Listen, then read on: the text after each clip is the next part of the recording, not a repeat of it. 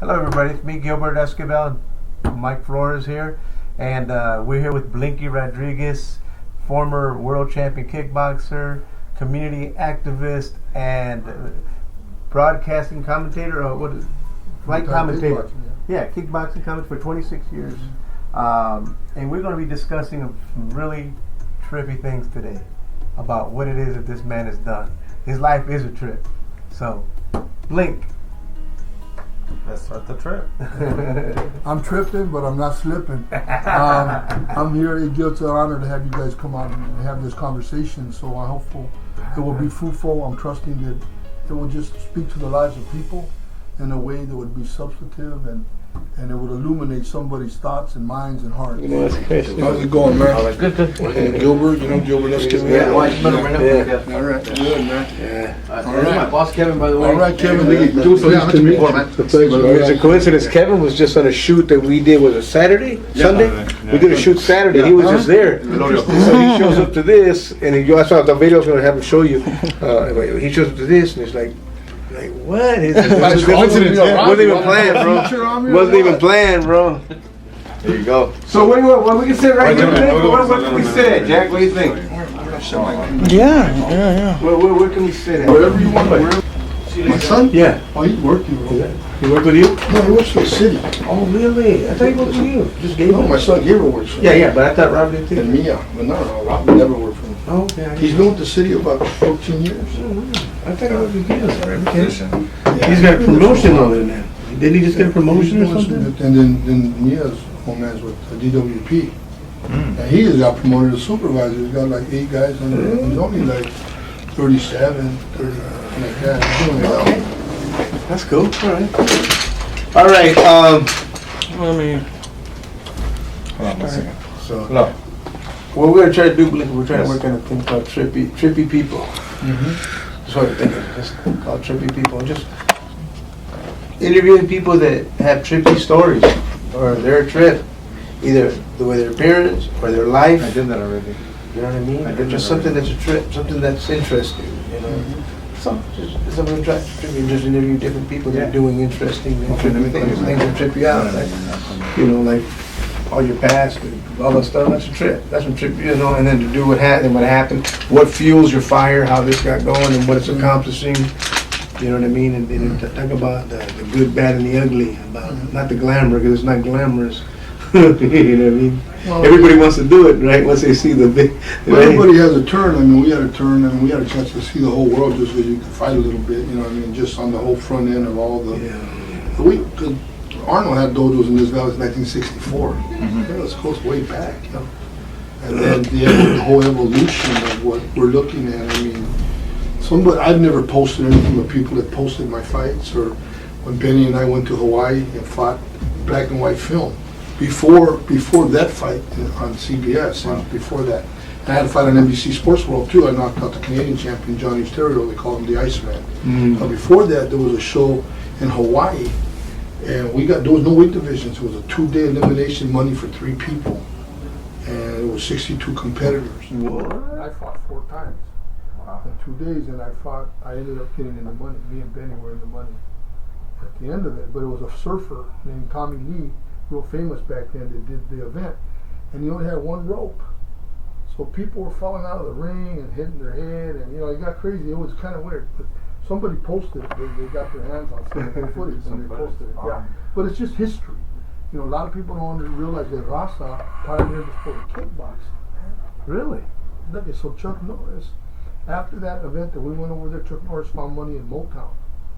Right? He found money in Motown, and he pulled together the NKL, the National Karate League, full contact to the knockout. And then 6 major cities, including New York, D.C., Texas came in as a state, the D.C. Dynamo, the Detroit Dragons, like that. We were the LA Stars. But he had 7 weeks of eliminations at his dojo in Santa Monica Boulevard in Santa Monica, and we knocked each other out for 7 weeks. Who was going to represent LA as the LA Stars? There was 5 starters and then 5 B team, and I was the starting middleweight, and then he was the starting lightweight. And the last guy I knocked out was Chuck Norris's brother, Aaron Norris, who directed all of his stuff, man. Really? Yeah. So I bumped into him one time at a Thai fight, Aaron Norris, and he came up to me and goes, you know, I'm gonna knock you out. And I said, you're gonna knock me out? He said, no, I'm gonna do a movie and we're gonna have a fight scene and I'm gonna knock you out. Because all of his Texas Rangers and all that, that's his brother Aaron. Oh, okay. Anyhow, but let me ask you something though, because all this octagon fighting now, you see UFC, you know, MMA and all this full stuff. This stuff that you see now, how is that compared to the stuff that you guys went through in Asia before all this was legal? Well, there wasn't enough. We didn't stay on the ground long. You know, they'd stand you up because it was. They call it stand up now. But we were doing we were fighting the ties, elbows, knees, and there was throws allowed. Because there was one throw that Benny really specialized in. I wasn't real good in now, Benny judo. the Jet Ukitas. This is a legendary Benny, yeah, right? Benny the Jet, man. Yeah, that's what it is. He had a throw called Iponsanagi. So when the ties, you notice ties, they'll grab you, man. They go low. So they're more linear. Their fighting style was more back and forth like this. Where our style was a little more movement, Western style, a little bit of more boxing in it, but we could elbow, we could knee, come in. So when the ties, they come, You're getting me all ready. they just come, you know, they're like this. We're like this. We're moving around, and so when their thing was to take you in a clinch, and once they clinch you, they're tremendous clinchers, man. They're like a little 118 pounder. You think a 200-pound guy's got you by your neck, and then they start kneeing. Wow. So as soon as they would go to clinch Ben, he'd go into a throw. So as soon as they clinch, he'd take this throw called Iponsanagi, and he'd take them up, and they'd either come down on their head, and they'd get up all torotados, or they'd come down with his elbow on their collarbone and snap their collarbone. Yeah. And that happened at the Olympic Auditorium with a fighter. There was a Lupingi Stadium champion in Narong, Illinois. Over 100 fights. So back then, you know, with the ties, it's like that's all they really got. Not football, basketball, none of that. And they asked Benny, "Do you want to fight Muay Thai?" And Benny said, "I'll fight him." Fight him? He said, "No, it's not a guy. It's a style." I'll fight him. I'll fight him. Benny was a 68-0, right? 68 Yep. when he retired, 68-0. Yeah. And I remember I went to go watch one of his fights, and that guy was just amazing. How I've never seen anybody who they threw a punch at him and he just went with the punch and went back and followed, and the guy missed because Benny went back, but Benny came back and connected. I've never seen it that fast. It was like amazing. So, but the thing is though, is that you guys, the difference. Did you ask the difference? yeah, Back then there was a Budo heart. There was still the respect, the humility, the discipline. You know, even the punctuality, all the characteristics that came with the martial arts. We rolled it over into the kickboxing genre because traditional karate was the art. This is the sport of the art. So you don't see people raking to the face or going to the groin or going against the kneecap. So those are going to the throat. that's raw karate, right? That's the art. That's the art part of karate. Okay, but in sport you can't do all that No, stuff. because you're wearing gloves and you're not going for the eyes. You're not going to the vitals. You know what I'm saying? Okay. But I think what's been lost through the MMA piece and the UFC and all that has been that Budo heart, the heart of the art. It's much, and I think a lot of traditional martial artists feel that way. I know Benny feels that way too, Yeah. because you lose something as it relates to the old school. But I think you're seeing the lack of respect in a lot of areas. You know what I mean? But in particularly in the martial arts, there was always that respect. The martial arts was always intended to be for just the defense, self-defense, not self-offense, to go take it. That whole philosophical component of it. Okay. All right. But you guys were doing this, but all this octagon, and you guys, I know from what I hear, what I've learned about you guys were doing all that. You guys have experienced that old school to underground stuff, that those cage matches that were underground, they have no rules, right? Well, look, there was backyards. It wasn't the sophistication of going to a warehouse where they had an octagon built there. And in fact, This is in Asia, right? But this was here too, Oh, wow, okay. where we did some backyard stuff Okay. with guys. So the backyard stuff been going on since way back then. No, but I can remember when we had the dojo right here on Woodman and Chase. It was next to the Sand Trap. There's a bar there. And people came in and said there was these guys that are having these backyard fights, and they were putting up big money. and that there's one guy that nobody can beat. So we were just like we were getting ready. Benny and I were getting ready for a fight in Vegas, a real money fight. Uh-huh. And so we convinced Manuel, the primo, because Manuel said, hey man, 1 minute. Nah, man, come on, man, you can get that girl, you want some flowers and all. So we ended up going to this pad. It was something here local, here, like Panorama City somewhere. And I remember it was this guy, he looked like a hillbilly, bro. He had Are you recording? Yeah. And I remember the guy tells Manuel, he goes, you can use anything God gave you, you know. And then they went at it. So Manuel went to throw a patada at him, but the sidewalk was high, the ground was low, the dirt was low. So Manuel throws a big old patada and he catches kicking the curb, man. And he was like, hey, I mean, that might have made the bloopers, man. You got kicked to the curb, is that what it was? But there was a few of those that happened. Benny had an experience that he would have to talk about. Yeah, well, in that's what I'm China. saying. That's what I'm saying. He was sharing with me like last week about those.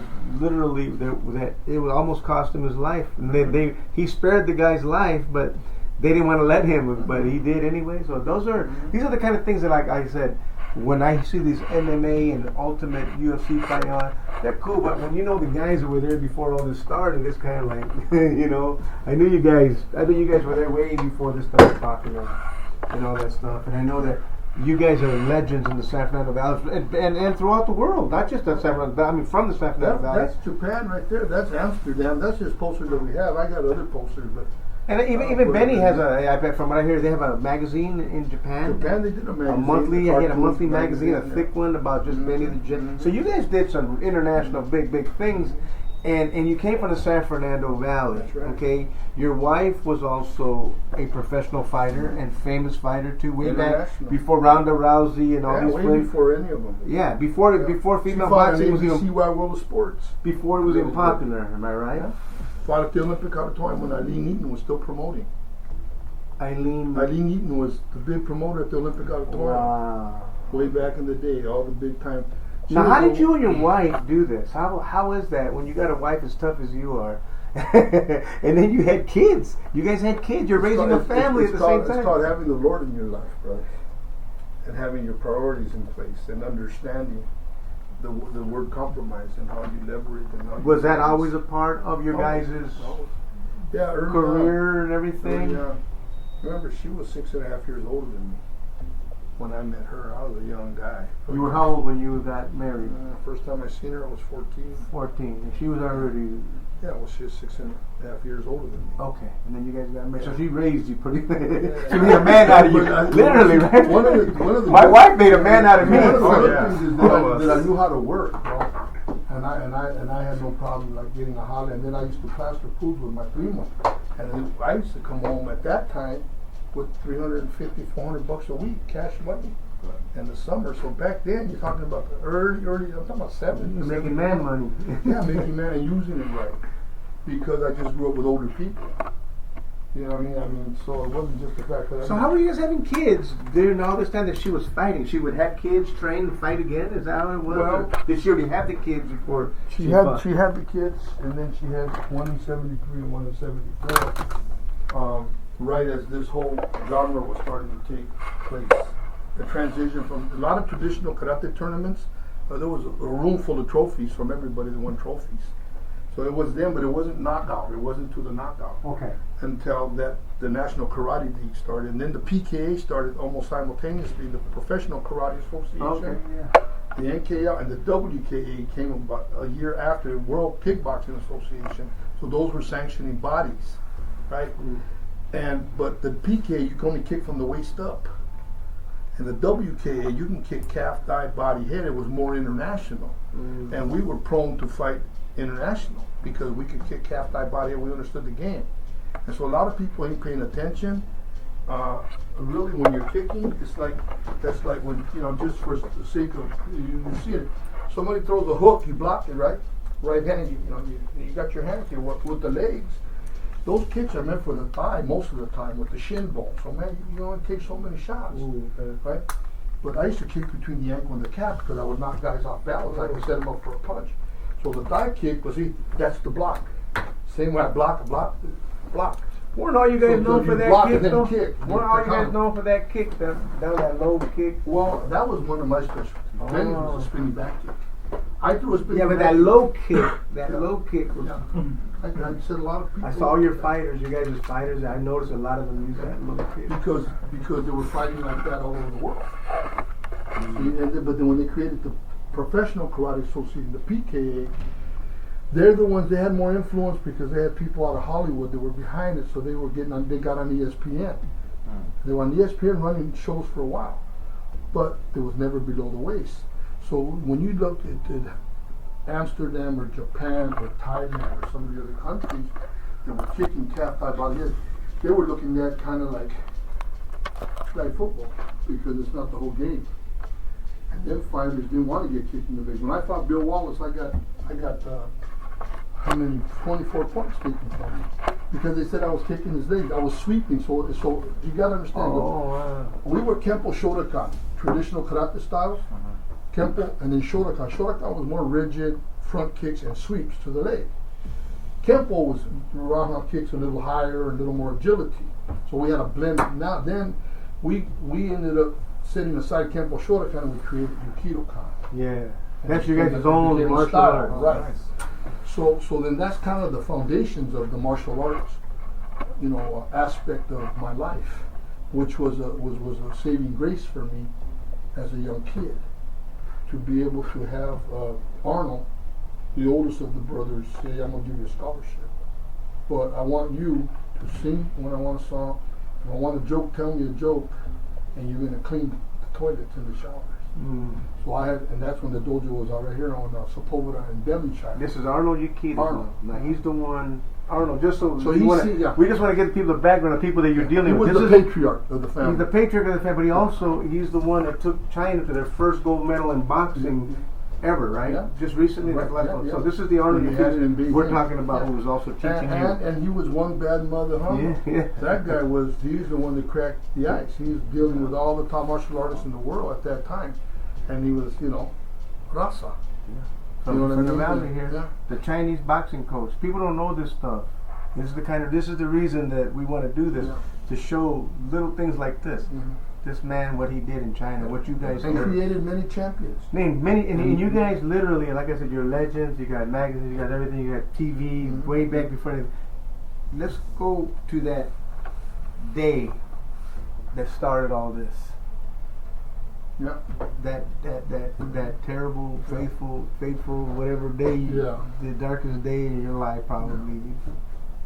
Well, If you could take us back to that phone call or whatever it was you were doing. Well, look, I mean, there was always a commitment to give back.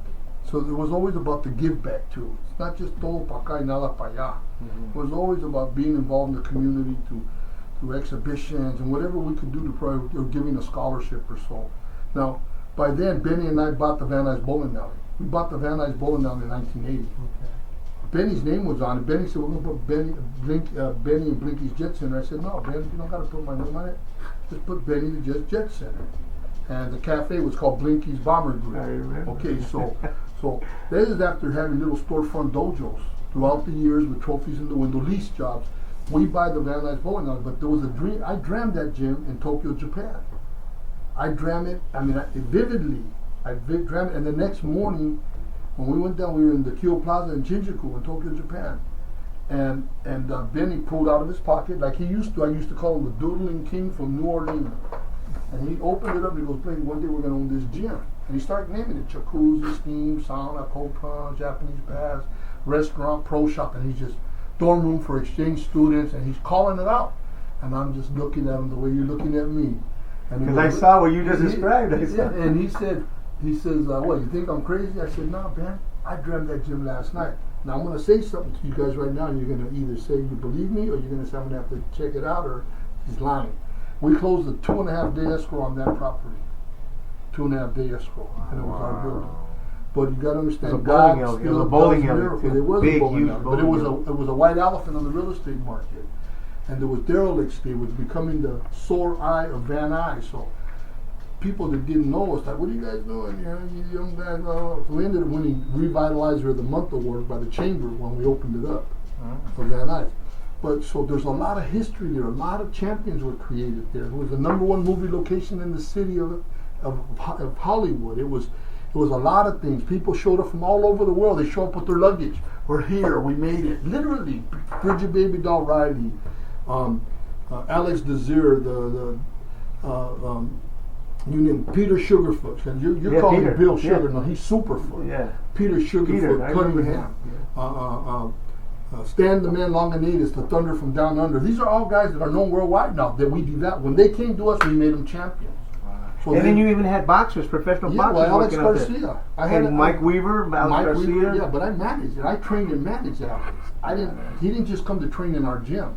I got him right out of San Quentin State Prison and took him to the silver medal in the World Games. Wow. He is the only He was like that too, he's bro. the only Mexican American to ever in the history of this country represent the United States in the super heavyweight division. And he won the national title on Navy SWAT World of Sports. He earned the right to go to the World Games on PBS television out of Lake Tahoe. And then he fought Teofilo Stevenson from Cuba for the gold medal. Yeah. Who was the best? And I gave Alex the first round. I gave Alex the first round. When he fought Steven. Yeah. He's doing good in that first round. But, against him. but he was the guy with over 300 fights. Never been beaten. And never, come on, man. 4 Olympic gold medals. But the point I'm making is that place has a lot of sentiment to a lot of people. Mm-hmm. And then the whole motion picture genre, and the stunt acting, and the stunt coordination, and all the people that got into AFTA and to SAG and to all through that vehicle right there. I used to negotiate all the movie locations, Gilbert. Me and Benny were full partners with each other on that facility. Then the 1994 earthquake came and it went away, but before that, we talked about February the 3rd, 1990. And that's when I got a phone call. The Jet Center was in full boom. There was a lot going on, a lot to manage. There was a lot of excitement, hustle, bustle in the air.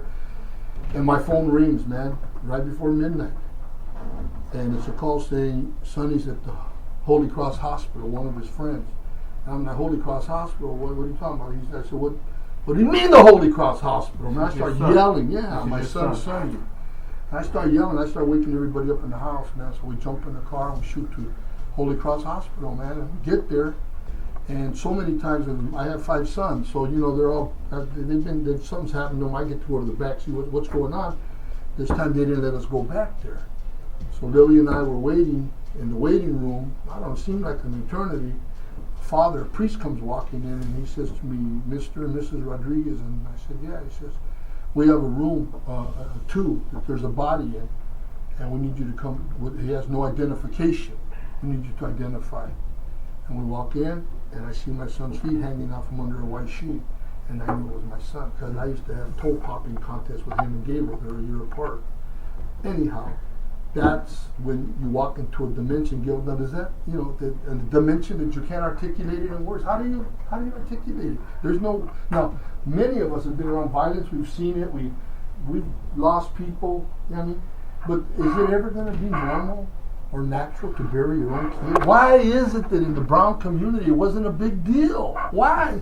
People just step over the body and go to Scissors and have a steak. Are you serious? How can you make it the norm? How can you become complacent? Where is somebody going to stand up? And that's what God's plan was. That's why I'm here. I'm not here because I just decided I want to deal with violence. That's a big statement, man. Oh, you're dealing with it. Yeah, we're dealing with it. Directly and indirectly. Directly. Now, what do you mean by here is the communities and schools. This is the organization. We started it with the Valley Unity Peace Treaty. See, look, my kid gets killed in February of 90. 91, we're in the courtroom already. So the challenge that God placed on my life was to forgive the dudes that killed Sonny. There was no thought of CIS or no thought of the Valley Unity Peace Treaty then. I was already doing stuff at my house. I was already doing some Bible studies, me and Dee, at my house. People don't know that. For 9 months, we had 108 heads coming to my house on Thursday nights. This was in 1990, 2 weeks after I buried Sonny. So I'm speaking out of lines of demarcation. I'm speaking out of wells that were dug, and the Lord had His hand on it. And there's a lot of I have substance in the way of documentation that will speak exactly to what I'm saying. You know what I mean? It's like a guy called me, a Jewish cat named his name is Stuart Goldman, who was interviewing me the night before I fought Bill Wallace in Vegas. He became a Jew for Christ because I won him to the Lord. And when Sonny got, he stood in my life after that fight. And when Sonny got killed, he got commissioned by Fox Television to follow me for a month. And I totally forgot about that. And just about 4 or 5 years ago, he called me and said, Blinky, it's Stuart. Stuart. He goes, Stuart Goldman, you don't remember me? I go, yeah, Stuart, I remember you. He goes, hey, I got your film. And I said, what film? Film? He goes, yeah, remember when Fox brought me, I got 9 VHS cassettes of you on Blythe Street. I was like a madman, bro. I'm in a convertible car with my overcoat that I bought when we went to Amsterdam. Hair's all long, and I'm talking about what God's going to do and the spirit of murder and violence and the drugs, and I'm just blasting like I'm just madman. Then I'm in the PJs, and I'm driving through, man, and I'm talking about what God's going to do. This is 1990. This is just after my son was killed. Then I'm in Silmar at the actual visual where my son was. All that footage of us in the living room, so all that's documented. And the hand of God every step of the way, even to where I'm at now, in the midst of whatever turmoil, whatever of life's different type of trials and tribulations that we got to deal with, just to stay on the track, to stay relevant, to stay current. And look what I did 10 years. I'm not talking about 10 years. I'm talking about right now. So then, how do we get here? We got here through the power of forgiveness that leads to reconciliation, because God challenged us to forgive. Me and Lil to forgive the guys that murdered my son. But then the challenge went beyond us forgiving him in the living room. It became being in the courtroom to their faces and tell them. And then asked for mercy for one of them that the DA was all upset about, but it wasn't his business. And so he only did 2 years. The other 2 guys, one just got out, and they deported him to Mexico. And he got a 26 to life. The other one got a 38 to life. So you know, and so there's so much, you know. But let's get back to where we're after at you now. Forgave them. Now you forgave them in after court. we forgave them. Okay. We were at the first junta at Pajuana Park. Now you're talking about Pajuana, the barrio, you know, why this all happened. Right. It was the Pacoima neighborhood. Yes. Yeah. Okay. So we end up there. I just want to make sure. Yeah. It was the Pacoima. This is the same neighborhood that took your son's Right. life. Right. But see, God. And that's the neighborhood you're working. I've done a lot of work there, but that initial point of entry was because they had pulled all the waters here. There was a lot going on, Gil. Not just out here, in there. A lot going on. It's a dynamic, man. There's no boundaries, man. It's in the atmosphere. Yeah. But the overriding message was stop the killing. Right. What's all this madness? Stop the killing. If you continue, you won't find out what's going to happen. Green light. Right? So now I just want to stay focused, man. I don't want to ask questions. Yeah. I don't want to step over the line. That's not my line to transfer over. But God gives people boldness and a courageous heart, and then He gives you wisdom and childlike faith just to believe Him for it. So walking into that part, the intention was never to have a second, third, fourth, fifth, sixth meeting. It was one meeting that I went to. One meeting that turned into a meeting every Sunday for over a year. Wow. And we did that first game February of '94 with Violent Boys and the Project Boys and the tackle football game. You remember that? Then we did a rematch. Bitter enemies, right? Those were the bitterest enemies in the valley. They were bitter, but now they hate each other. I mean, they would kill big time, yeah. big time, you know? Wow. But we've done over 200 sporting events now, using sports as a common denominator to promote nonviolence and to bring resources in through. Now this is between Different bodies. But not only that, but a lot of times you've gotten gang members or to play against police too. Am I right? We did 3 years in a row where we pulled barrio teams, pulled out teams, and they brought their red dot, blue dot players and probation officers. And the first one, I'm gonna tell you, it was about a 300 people march. We walked into Jelty Park. There was a barbecue burning, a live band playing, because it was community, man. It was about Hefaz. It was about community. It was about how do we resource this in a way that's relevant, where it gets back down to the ground, where people gotta get blessed. Because if not, we talked about the socioeconomic side of it, the poverty side of it. Where's the hope? So you gotta breathe hope. So Barrio Van Nuys beat LAPD 24-17. It was a dogfight. Wow. And it was deep, man, with gente and with hudas. Really? Oh, Yes. deep, bro. Yeah, I got those are Gilbert, brilliant. I got 2 scrapbooks full of articles. I would like the head tackle Alright, your bro. PO. Yeah. I got 2 binders full of articles. I got magazines. I just look. I got everything just stashed away. I'm not tripping that way. Look, you know, when you're in the public eye, there's people that know you that you don't know. And there's a responsibility with being in the public eye. I'm learning that comes with it. We were talking about that earlier. So I believe God prepared me for that kind of visibility way back when I was fighting in magazines. How do you handle it? Does your ego get all, you think you're all that and 2 bags of chips, or can you shelve it on the right shelf so that you can use it as a tool to help people? Because we're here to what? To serve, to help lives. Right. And it's a heavy calling, bro. It's not for the faint of heart. And then when you're dealing with violence, man, it's dark, man. When you're dealing with the jefas, I mean, see, there's people, they show up, oh yeah, I was at the, yeah, what'd you do? Okay, let me ask Dave though. No, you wanna? what'd you Let's do? do this. You ask him this. Okay, we can edit this in and out. Ask him what is the hardest part about this job. You know what I mean? I want you to ask, because you need to ask questions too. Yeah, So yeah, you yeah. know what I mean? So go ahead. So what do you think the hardest part of this job? Well, the hardest part, man, is dealing with the howling cries of a mother, man, that lost a kid. And most people, it's like have almost made it like it's like that hard. The callousness, man, the way people have made it palatable. The way people have pretty much, oh, it's just the way it is around here. It's not the way it is around. That's what's hard. It's hard, and so at the same time, you know, other things that are hard is without now 25 years later, we built this organization that can deal with it in a way where it's qualitative, quantitative, where there's data driven, because they're evidence based. I mean, you got all these, because remember, you got all these other think tanks. You know, you got all these other departments, and you got all these other type of institutions that revolve around the world too, that are watching what's going on with gang violence.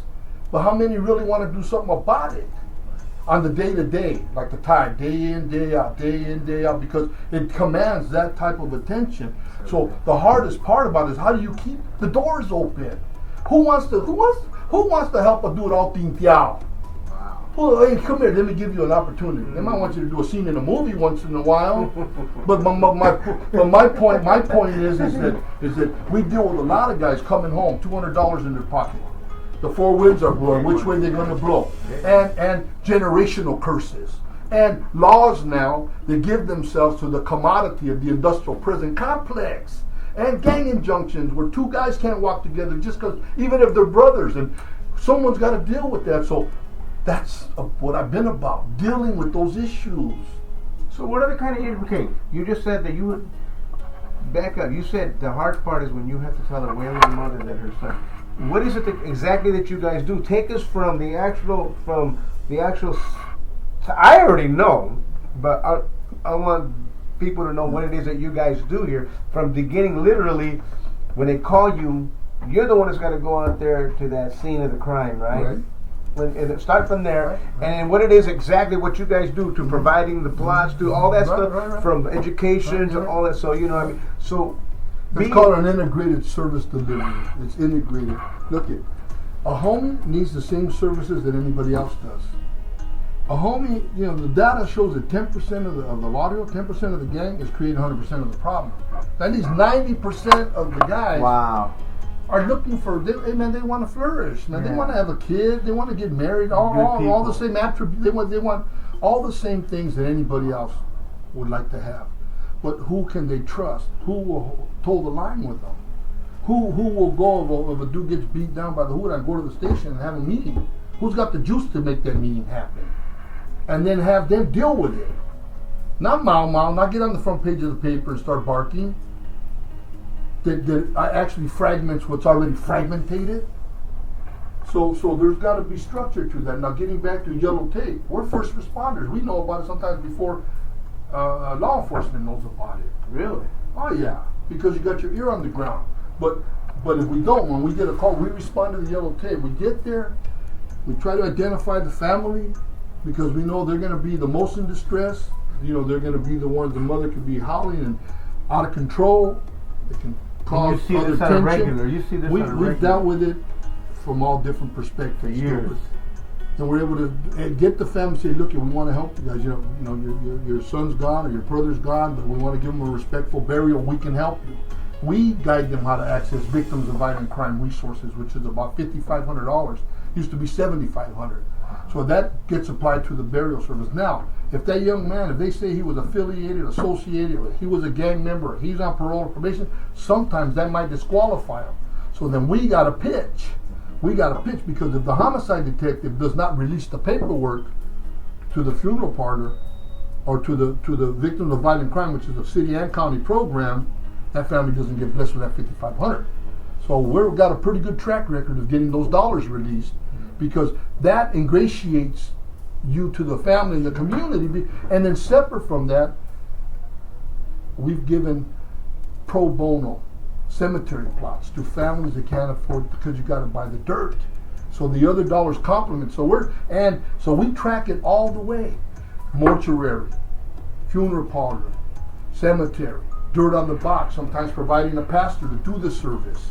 So that's cathartic, man. I mean, that's vicious. It's, you know, how long, I've asked the Lord, man, I love the Lord, bro. That's why I'm here. You do. There's no shame in my game. That's who I am. That's who I'm always going to be. And it's never going to be the same God that took me to Japan. God told me I was going around the world before I ever got on a plane and went to any of these places, Gil. It's just the truth. Yeah. He spoke into my life because of why? My grandmother, who sold into me, and the promise that God made her for me. So I know you can identify with that. So here we are now, and we're talking about this work that deals with violence. And that doesn't mean I don't have other digs. I've been on air doing broadcast 26 years. You've been bro. for 26 years. Yeah. You've been doing the commentating on fights for kickboxing. kickboxing Yeah. for 26 Yeah. years, every Yeah. Friday night, right? I'm on every Friday night. Every Friday night, 26 years. So we've been on the last 2 years. So I there's digs, but it's about the calling. You know what I mean? Because you get sometimes hasta copete. Then you build an organization. When we built this, there was no talk about intervention. There was nobody trying to move any type of agenda that had any kind of structure. Now, I can't tell you that I remember they did, but they didn't have all this available. All they just said is, don't do this. Stop gangbanging. Yeah. And that's all they would tell us. They didn't tell us how. They didn't tell you, or give you an open crack in the door so you could get through. You remember that? But we just put 12 dudes. We put over 100 cats through the laborers union, prevailing wage, benefit package. Homies from your old barrio, bro.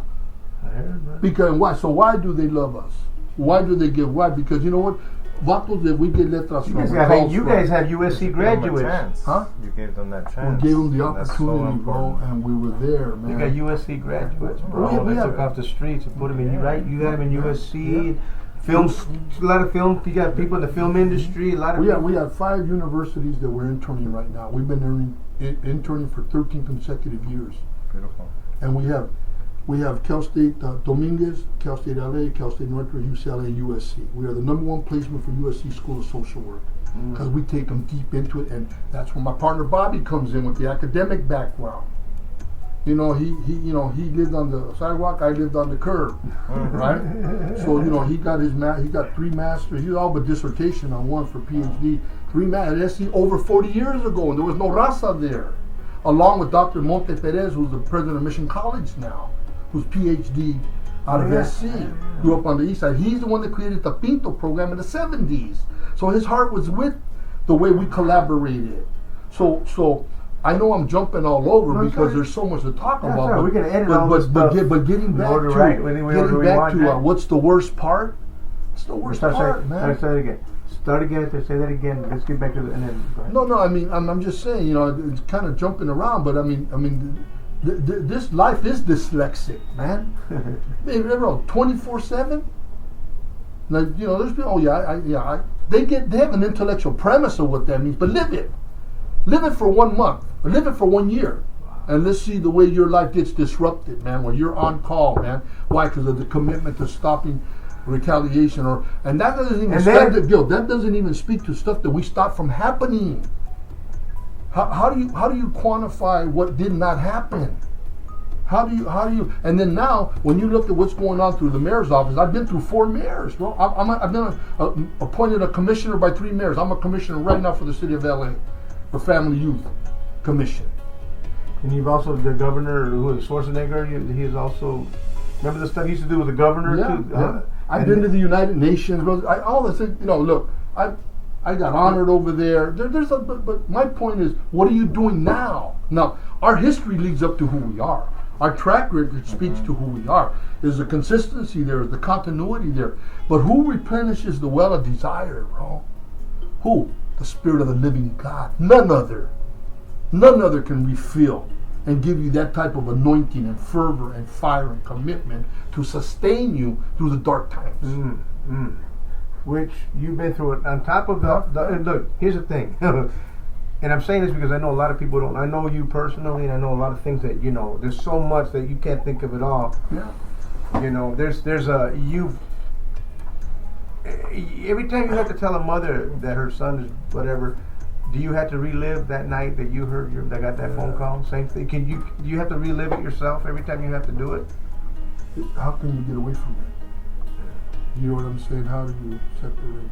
Because all the stuff you're dealing with, Blink, all this stuff that you're dealing with is, like you said, 24/7. You wait, you get calls throughout the day. Staff. I got good. I got to say this, Gil. I got staff that have laid their lives down. This is not a job, man. A man is worthy of his hire. The resource is minimal, but the calling is great, man. And so I can't sit here and act But it's a battle. This is a battle, right? Yeah, but here's the thing, Blink, you're dealing with this battle with this thing that you do. At the same time, you're dealing with darkness in your own life that you've had to deal with, losing another son, 2 wives. I mean, just literally, people don't understand the stuff that you deal with on top of this battle, your own personal thing that you're dealing with, bro. A heavy, heavy load. Yeah. And then he thrives to do this job. 25 years he's been doing this, bro. And that's why God is so big. That's why it is supernatural. That's why He is a God of miracles. I've experienced it.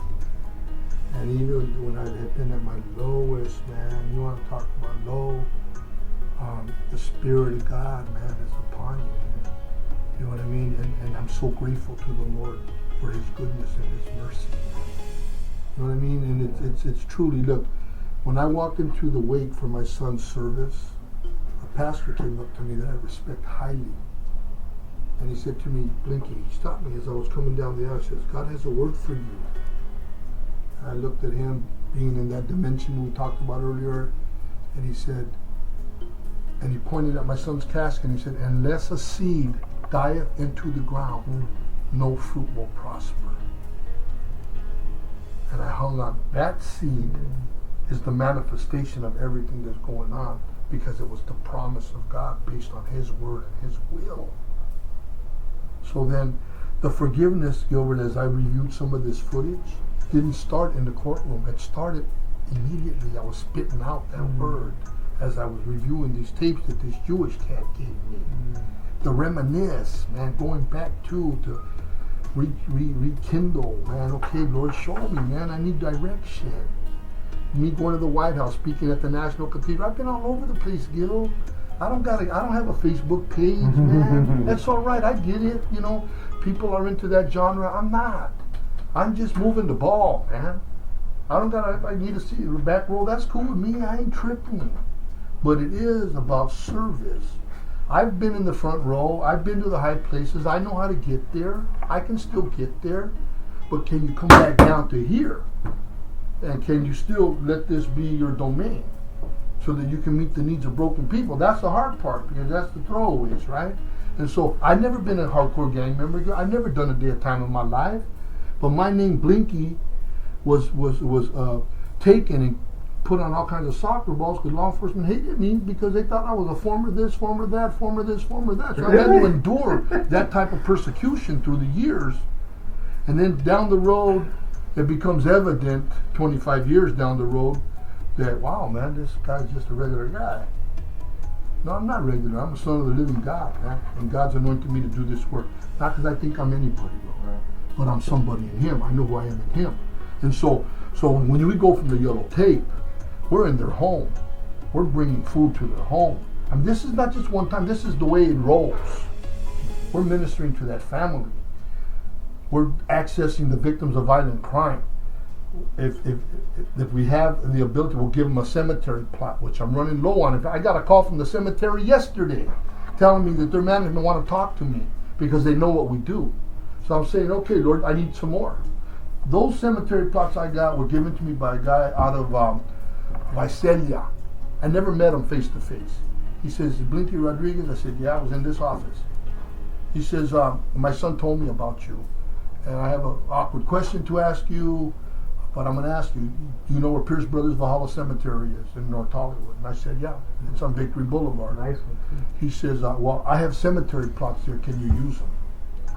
I said, wow. I said, it is awkward, but the truth is I can use them. He said, and he sent me 64 cemetery plots, and the Spirit of God told me, do not sell not one. And to this day, I've never sold a cemetery plot. They were $6,300 a piece. But that's the gift back. That's the sowing. Both of when my brother died and my nephew both, when they both died, we lost them both. I remember you guys offered them, but fortunately we didn't need them, so we'd rather have some. Right. But you did offer twice already to my own family. Yeah.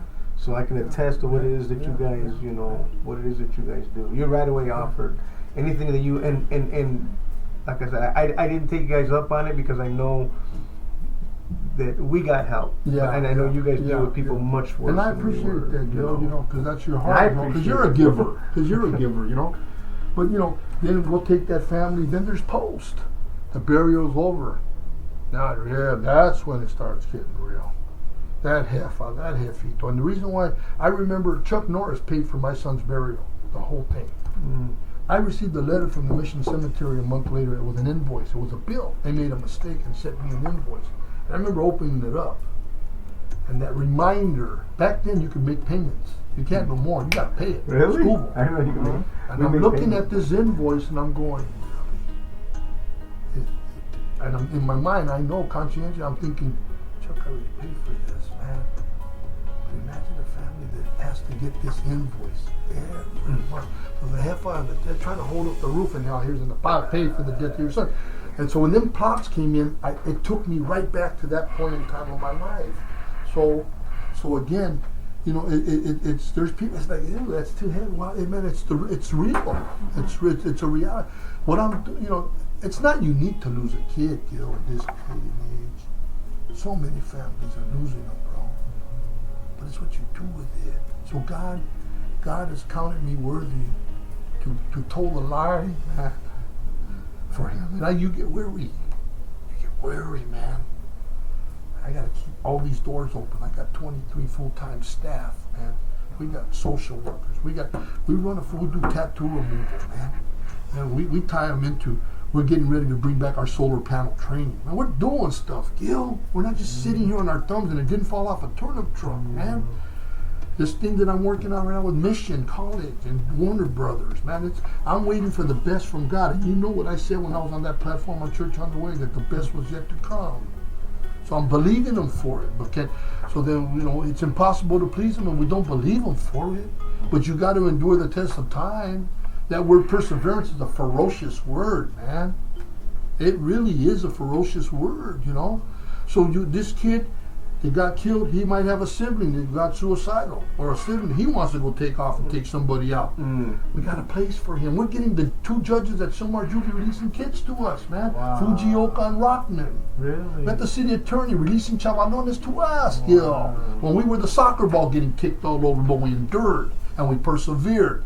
Because the Spirit of God is real and alive, and He can do all things. He says, through Christ who strengthens us.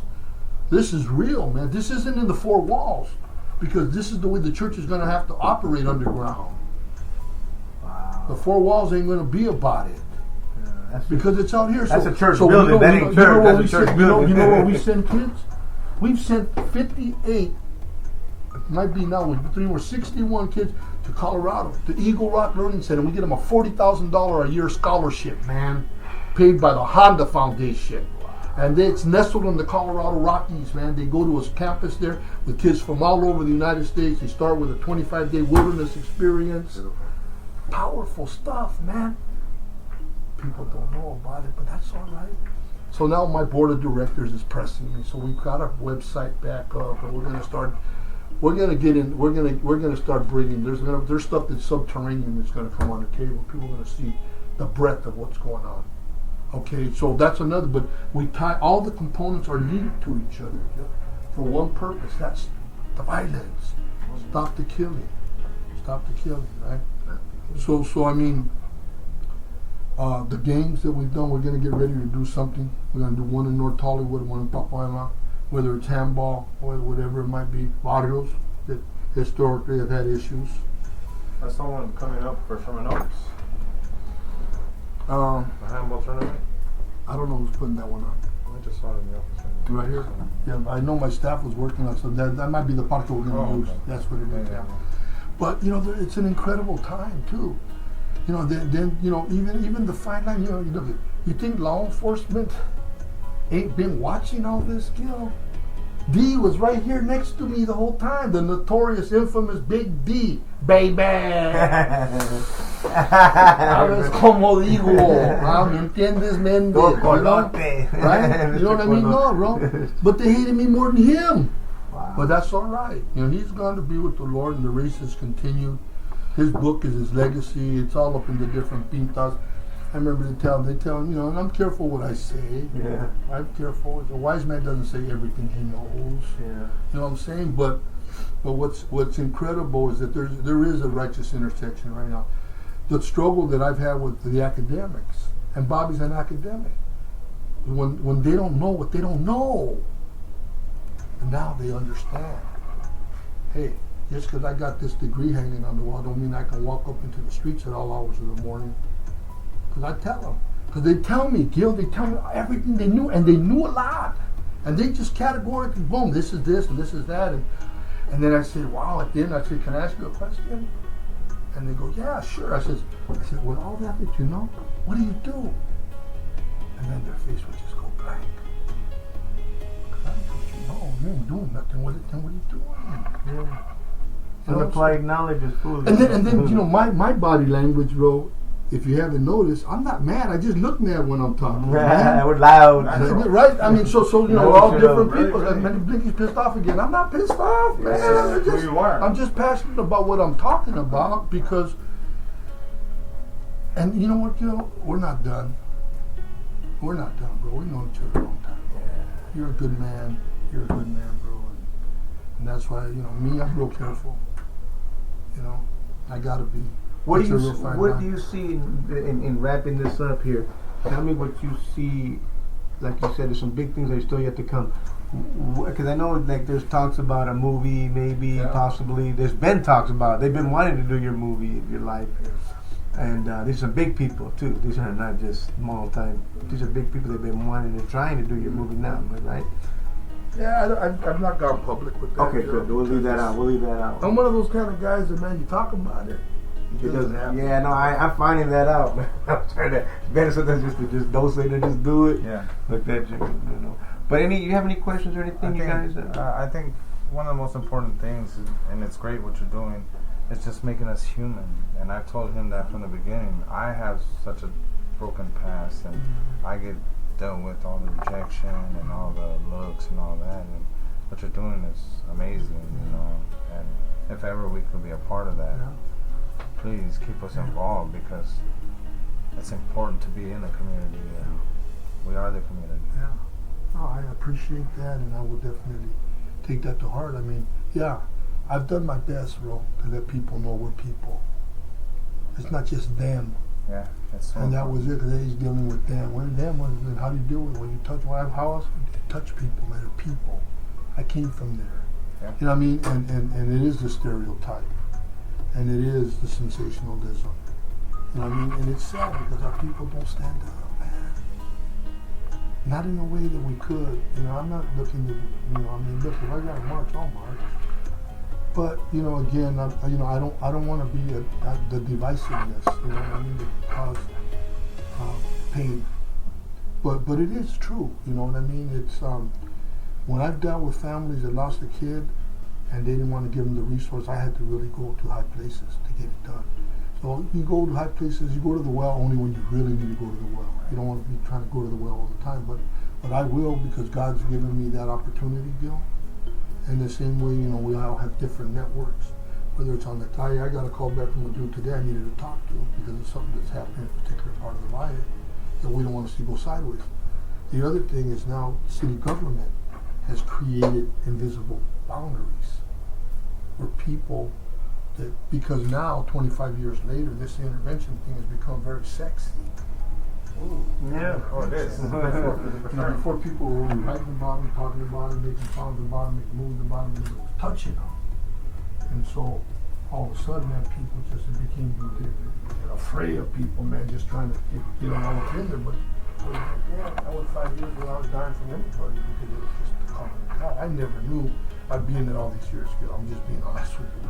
25 years, man. It's a quarter of a century. You guys have come a long way in 25 years. And like you said, and that wasn't, you didn't get help. Oh, for 5 years you got no help. No help at all. But it was the Lord providing, you know what I mean? And we were establishing the work. So we went the first year. This is what made the governor, the mayor, the board of county supervisor all stand up. We went from 56 killings to 2 in 1 year in this valley. Wow. 1 year to 2. And the first one was a sobrino that was married to my sobrina. He got stabbed. It only came down for a Cesar Chavez fight. He was a painter and he got stuck at Mission Park. And those juntas, man, they're legendary. You know, to have all the whole audios all over, including it took us 3 months to convince all the raza there that Mara had to come to those meetings.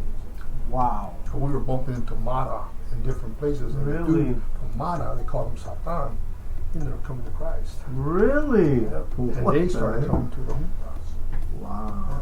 And so that game, that first icebreaker game with Vineland and the project was, I had told Dean, look, today I'm going to ask who wants to play a game against each other. And Don would tell me, órale, ¿qué traes? Pórtatela. These are gangsters. Homie. I go, D, come on, D, you didn't like to play sports? Well, yeah, I was pretty good at baseball. You know? And I said, was it needless? I threw it out there. Yeah, they jumped on it, man. And after that game, bro, and we have footage on it. After that game, different waters were like, hey, we want to play. great. I mean, they wanted to hit each other. Yeah, for and sure. they did. But man, everybody gave the respeto. Yeah. Don't forget, there was a mensaje to slow your roll. Really? I heard about that. But we brought the love. See, we brought the love into See, that's the thing is, you guys, people don't realize that you guys dealt with obstacles that you don't even talk about. Yeah. That I'm sure you don't want to talk about There's because you nothing to can't. talk about. Yeah. Hey, but nothing you know, to people talk don't about. realize that you have dealt with some obstacles that I think most people would have ran from.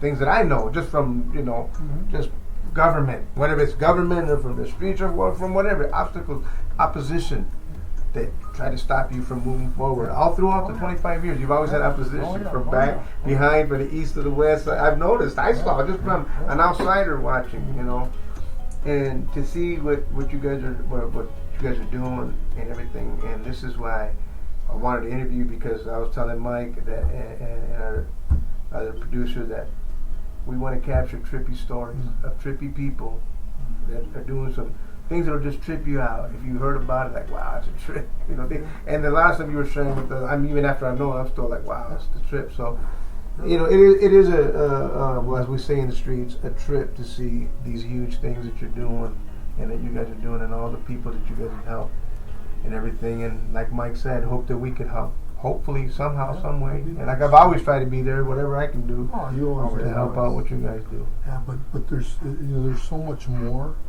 And the way that it's almost like a macrame, the way that we've been weaving this thing all these years, and education. I know everyone will agree it's so vital. I mean, there's guys in the jailhouses that they're brilliant minds, man. Yeah, artists, brilliant artists, everything. Great. It's like, so even now with AB 109ers, right now there's 16 dudes that we networked to Mission College.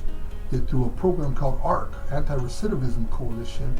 They're living in apartamentos there, and they're going to Mission College, right? On a re-entry kit. There's a lot of stuff going on, man. And I mean, the plot thickens. Wow. See, this is the kind of stuff I wish we had footage of, man. Yeah. Because it's You know what I mean? To it's be able to holistic. just, It's happening. Wow. And so, I mean, it's an important also for our gente to have the medium in which they can see this. And now with social media being what it is, which, believe me, I'm ignorant, bro, to social media. I'm a dinosaur, you know what I mean? But knowing, there's other things that I won't talk about right now, that are like coming down the pipeline. So for me, is how do, like this dude that he called me back and I'm trying to get to slow down some stuff. I got an opportunity for not just him, maybe his son, his nephew, another couple of homes, but bring me the right guys. We gotta take our best foot forward. Almost so we love our better. We gotta leave the door open for the next guy. If you don't want it right now, just say you don't want it. If you can't handle it right now, just say you can't. And then I'll respect that. But if they're ready, man, bring them. And we'll help them with the resume. Because those are the tools, you know. And these are why I've been successful on the streets, because we're helping out those niggas. If you need a follow, you let me know. They're getting calls from in there too. You know what I mean? He's in the community. A dude, his daughter, with teeth, in medical mission intervention, we got a 40-foot bus through them. Optical, medical, and dental, and pharmaceutical. We can go open that bus up and just open it up, poof, and you got the dentist there and everything. So we got his daughter taken care of. He's like, thank you, man. Why not? And then, how does that leverage to deal with violence? How do we slow it down? How do we stop it? By individuals that, you know, they see what we're doing from the courthouse, bro. They know what we're doing. People know what we're doing. All these jefas, all these familias we've helped, you know, through the years, man. You know what I mean? Yeah, no, And it's been an incredible journey, man. And I don't want to continue to rattle on. Well, this is why we wanted to interview you, so that we could shine some light on what it is that you guys are doing. And just want to, you know, you're getting a lot of love. I want to pray with you guys. All right, cool. Just before we do that. All right. You know, Lord, Father God, we sit here, Lord, and we bow our heads in humility, Lord. We recognize, Lord, that without you we can do nothing, Lord, but in you and with you and through you, Father God. Your word said that the seed the size of a tiny mustard seed, that we can move mountains, Lord. There's many mountains that need to be moved, Lord, but Father, you determine and you decide which one gets moved first. That everything we do be done for your honor and for your glory, Lord, that we would decrease so that you can increase, Father. And I pray, Lord, that you would anoint this footage, that you would anoint everything that's been said today, my God, and that you will use it, Lord, for your honor and your glory, Lord. For I know, Blinky Rodrigues knows, Father, that I'm nothing without you. And I can do nothing without you, Lord. I thank you, Lord, for these men, Lord, that are also venturing, Father God, to bring a message to the community at large, my God, that they would have an opportunity to believe and to hope. The gift of hope, Father God. In the name of your Son, Jesus, and by the power of the blood that he shed on the hill of Calvary, Father, we pray. Amen. All right, Jack, when should we do some pickups? Let's do some quick pickups. What kind of pickups? I gotta go. You gotta go? What time is it? My audition is in like. Okay, let's just do a quick thing of. We want to thank Blinky again. Can you tell us some more information where we can find out about your program? Yeah, well, you know, we have a website, CISGLA.com, and you know, we do have an opportunity where people, if they want to contribute to the work we're doing, would be more than grateful, more than honored to receive your help and continue blessing people and, you know, doing the work that we do here in the San Fernando Valley. Yeah, I mean, I got asked to do this interview, and I'm hoping that those of you out there that have seen or listened to this discussion would feel compelled to, you know, share it with somebody and let people know that there is hope in the community and that there's life and that there's people out here that are forging towards exactly that. You know, our mothers deserve to sleep at night. And the slogan I wanna finish off with, it says, "No mothers crying, no babies dying." And we're trying to promote peace, and I ain't lying. And on that note, thank you guys very much. From me, Gilbert, Thank you, brother. Mike, we're out of here. Thank you, Blake. Appreciate you. All right, man. Thank you. Take care, guys. Yeah, commercial.